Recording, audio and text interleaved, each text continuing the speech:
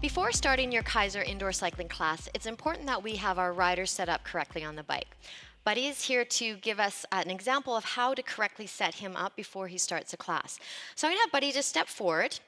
We have 4 points that we are using for our reference in terms of setup. We have seat height, we have fore and aft where the saddle moves back and forth, we have handlebar height, and then the fore and aft from the handlebar.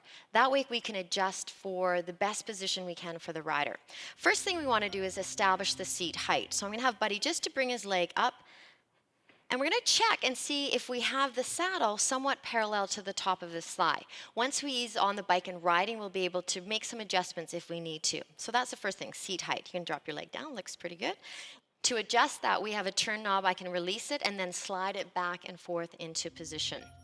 Next thing you want to do is make sure that the handlebars are actually higher than the seat height. So if we take a point and just have a quick look at that, we can establish whether they are higher or not.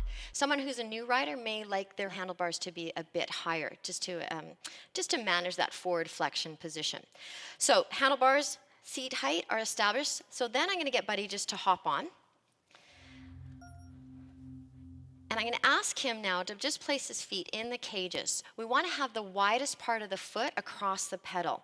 We can tighten them up once we establish where that position will be. Excellent. And you can see Buddy's just threading through the end position of the strap. Hands should be in either an overhand grip or the grip position that you most often ride in. So a new rider may be in an overhand position here, or we can go into what we call our second position. From here, I'm going to get Buddy to actually start pedaling a little bit. And what I'm looking for as he's pedaling is to bring that foot down to the 6 o'clock or the bottom part position. So the crank arms are down, and I'm looking to see that there's a slight bend in the knee, that the leg is not too extended or there's not too much of a bend. So we're looking for that slight bend. So I'm going to get you to pedal again. And now I'm going to check for the fore and aft position. So I'm going to ask Buddy now to bring his pedals so that they're parallel. In the parallel position, we can bring the gear shifter up to the top. What I want to look for is the alignment from the front of the knee to the widest part of the foot, or where that crank arm and the pedal meet. So from a plumb line position, as Buddies can look down and see, do I have a straight line that's coming from the front of the knee intersecting across the widest part of the foot?